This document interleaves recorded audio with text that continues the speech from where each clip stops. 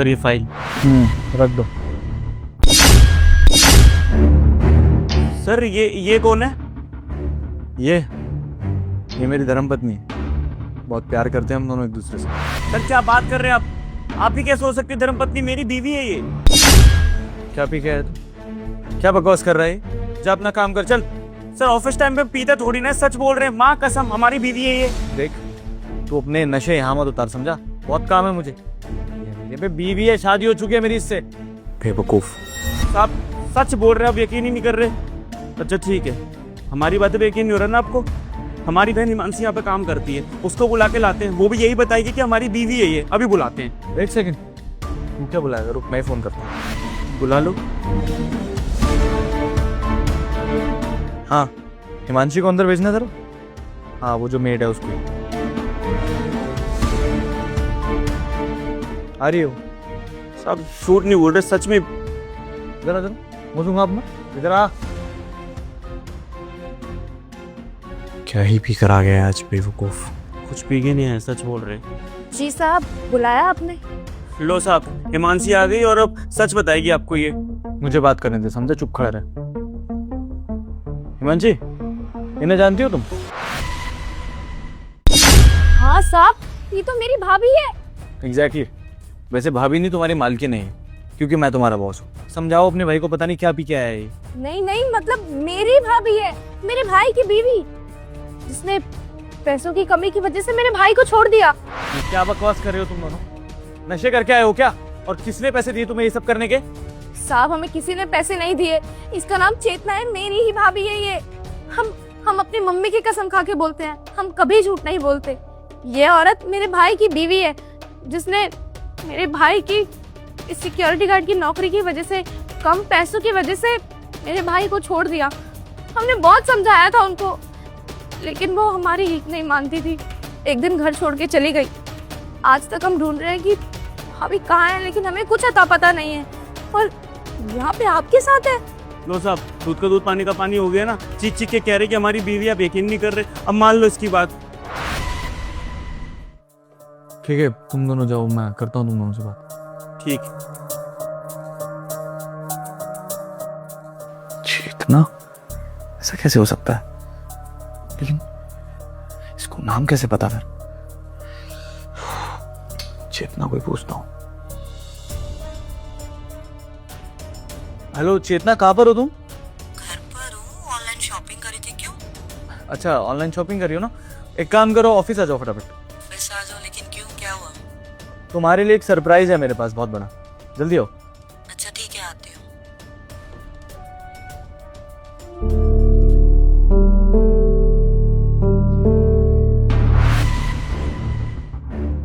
आ गई तुम?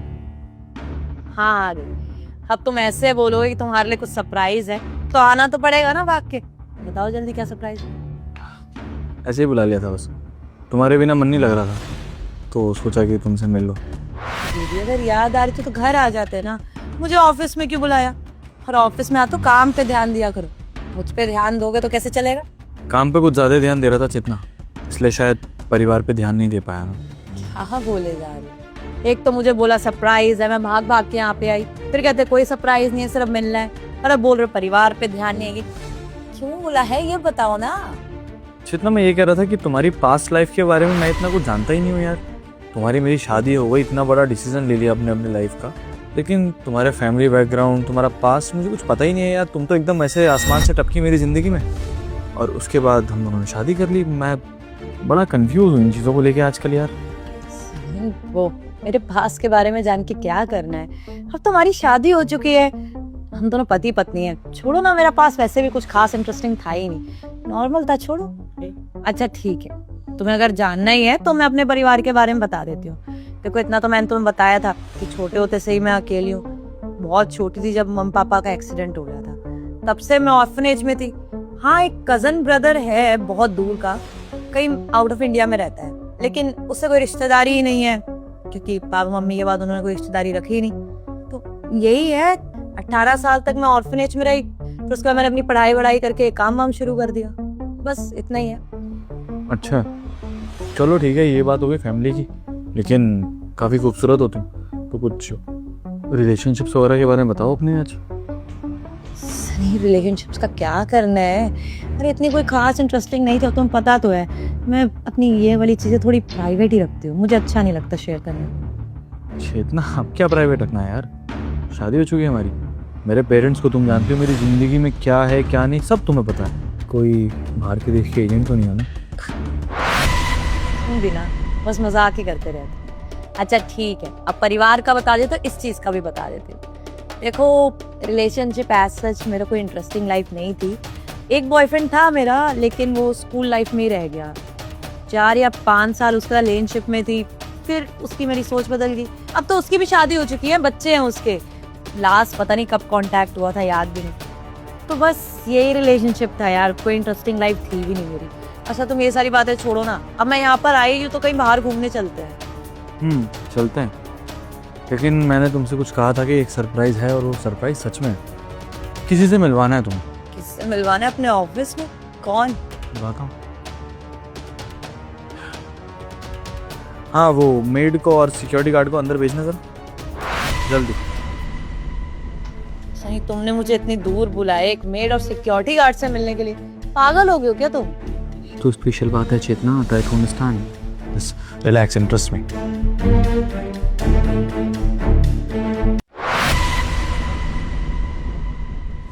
कौन है ये तुम्हारी? साहब मैंने बताया था ना, मेरी भाभी है, एक नंबर की लालची औरत। मेरे भाई का घर इसी ने बर्बाद किया है। भाग गई थी ये पैसों के लालच में। भाभी? कौन सी भाभी? किसकी भाभी? अरे पागल है क्या तुम्हारी ये नौकरानी? मेरे को भाभी कैसे बोल रही है? ये मेरे पति है, मैं तुमको जानती वानती नहीं हूँ। अपने आप ही बिन बात के रिश्ता बना लेते हैं यहाँ पे। अरे कौन भाई? तेरे तो भाई को भी नहीं जानती मैं। किस ड्रामे के लिए बुला दिया तुमने मुझे? नहीं जानती?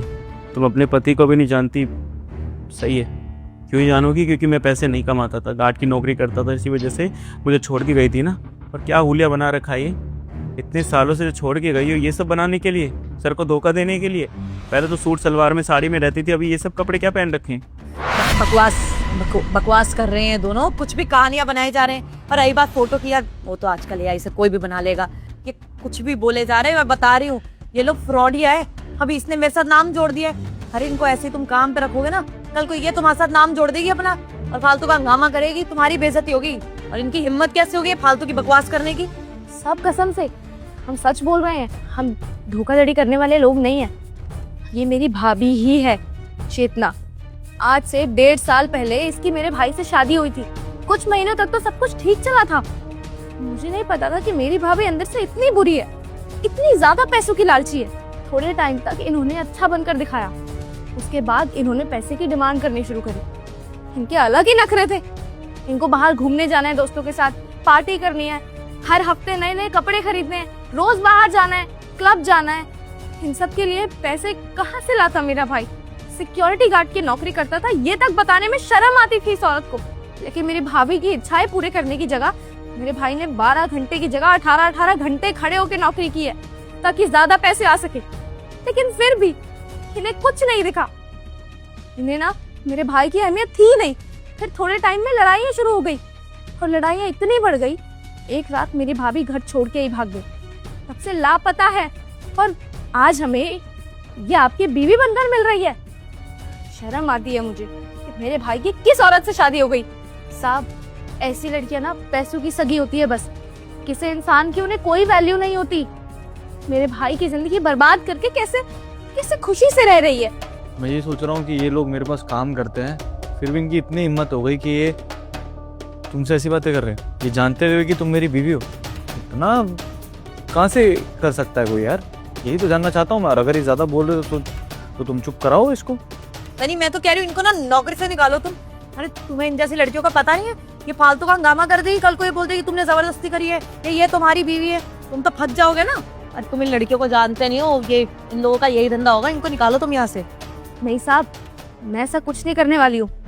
रही बात मेरी भाभी की, तो ऐसी औरतें ना सिर्फ पैसों की लालची होती है, पैसों की सगी होती है। अगर ये औरत मेरे भाई को कम पैसों की वजह से छोड़ के जा सकती है आपके पास, तो इसमें कोई शक नहीं कि कल को आपसे अमीर इंसान मिल जाए तो वो आपको भी छोड़ के उसके पास भाग जाएगी। इन पर कभी भरोसा मत कीजिएगा।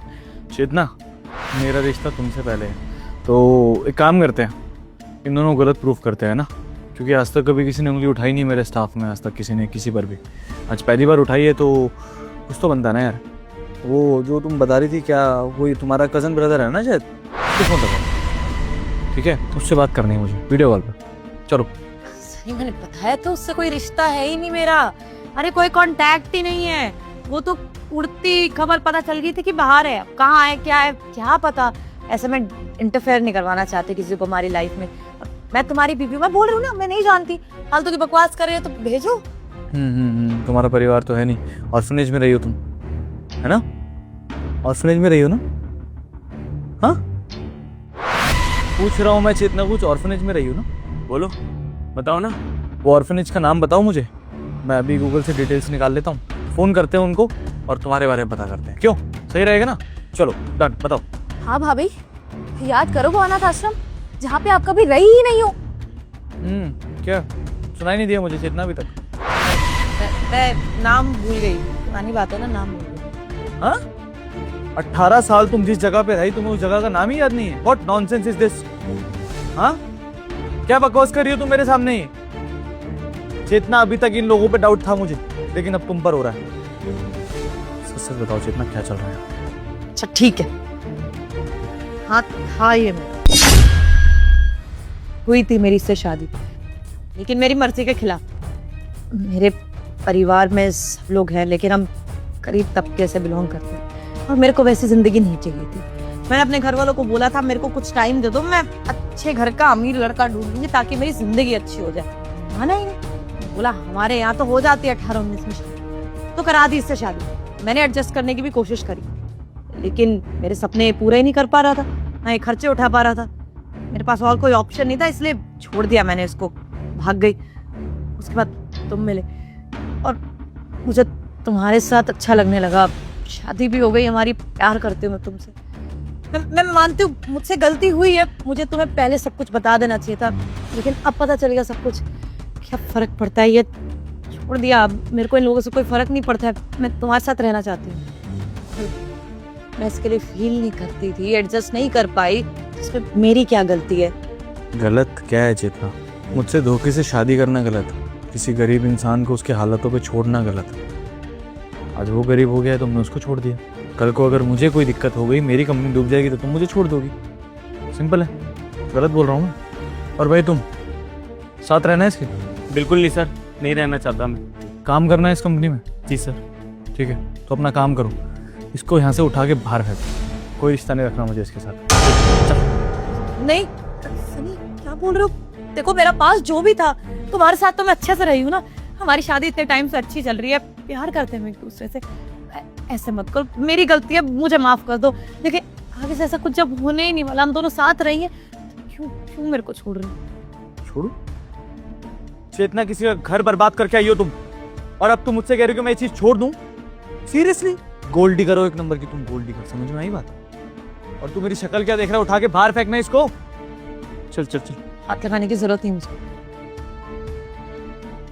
खुद चली जाऊंगी। और हाँ, वो घर के दरवाजे तुम्हारे लिए बंद हो चुके हैं, तो जहाँ जाना हो वहाँ जाना। ये मत सोचना कि ऑफिस से भगा रहा हो तो तुम घर चली जाओगी ना। निकलो ऐसे, चलो।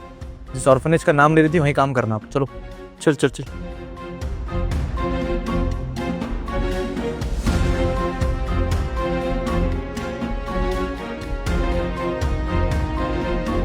चलते हैं साथ।